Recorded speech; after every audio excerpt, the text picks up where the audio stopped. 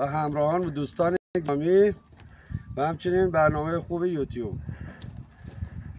ناصر سیوندی هستم. میخوام اولین آموزش پیجم را به اشتراک بذارم. دوست دارم فالو کنید، دنبالم کنید و از تجربیاتی که میذارم نهایت استفاده را ببرید. همونطور مستحضر هستید گریدر کار مهندسی فنی با درآمد خوبی است و کارهای بسیاری در خیابان‌ها، جاده‌ها، بیابان‌ها، شهرها، اطراف شهرها، کارگاه‌های دور، همه جا برای دستگاه کار هست. و اولین بار میپردازیم به انواع اقسام گریدرهای بسیاری داریم. کاترپیلار، کوماتسو، انواع هپکو داریم، دیگه گریدرهای چینی داریم، گالیون قدیم داریم، آدامس داریم، دیگه نمیدونم خیلی گریدرهای از قبل داشتیم. الان بحث ما با این گریدره. این گریدر کاترپیلار 14G هست. انواع گریدر کاترپیلار بذار بگم، کاترپیلار ساخت کشور ایالات متحده آمریکاست. ژاپن هم زده یک قسمتی از کاترپیلار رو، ولی این گریدر ساخت آمریکاست. انواع اقسام گریدر کاترپیلار 12G داریم، 14G داریم، 140 داریم، 16G داریم و 160 130 هم داریم. این گریدر خیلی گریدر بسیار خوب با قدرت بالا، گشت‌آور زیاد، خیلی عالی در جاهای محوطه های باز، بیابان‌ها، خیابان‌ها، جاده ها بسیار کار بالایی داره. میپردازم به اجزاشو و مشخصات اون. گریدر 14G تایر لاستیک های اون 16 بیچاره، اندازه تایکا 16 بیچاره و قدرت گریدر 180 اسب بخاره، 134 کیلووات. بعد این گریدر همونجور مستحضر هستید تمام هیدرولیک، یعنی تمام اجزای این تیغه و حرکت و کارایی گریدر با هیدرولیک، شیره‌های هیدرولیک، شیر کنترل و پمپ مادر و تانک هیدرولیک کار میکنه.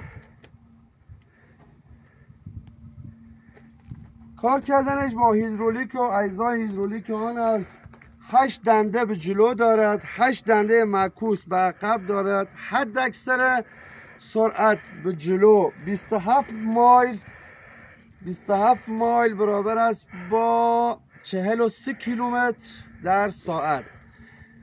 دنده معکوس اون که حرکت به عقب اون هولوش 34 مایل، هولوش 50 کیلومتر خوردی در عقب در ساعت.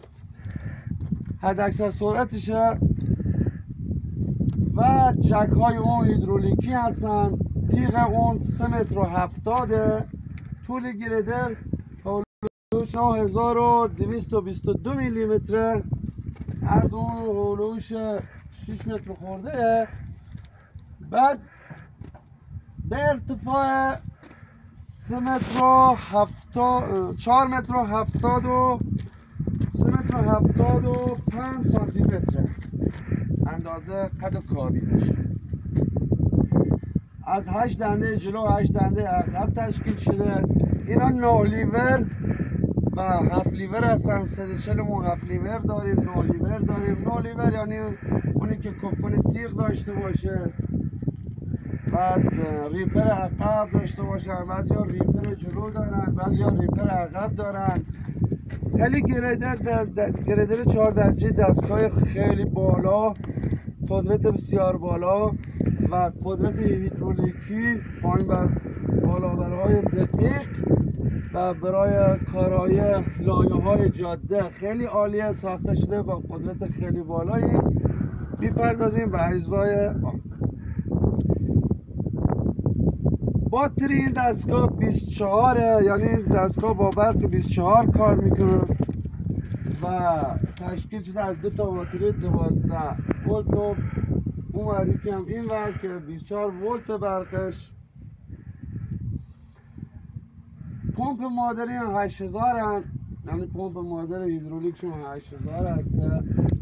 خیلی پمپ بسیار قوی است و عرضم حضور شما کارهایی که گریدر میتونه انجام بده، جاده های بسیار بزرگ، بانده های فرودگاه، اسکله های دریا، در قسمت های محوطه های بزرگ، راهن، شیوه های تند، شیوه های کوچک، هر جا که کار باشه برای گریدر مفیده. یعنی این گریدر برای اون کارها خیلی مفیده، نیست گریدر ضعیفی باشه و خیلی کم قدرت. خیلی گریدر بسیار عالی است و عزیزانی که میخوان کار با این دستگاه داشته باشن و انجام بدن باید حواسشون این دستگاه باشه. دستگاه ظریف قوی خوبی هست. تا اینجا میپردازیم همینقدر از اجزای گریدر. بعدا در پیج بعدی اوامر دیگری میذاریم که فیض ببرید. دوستتون دارم. فالو یادتون نره. خدا نگهدارتون.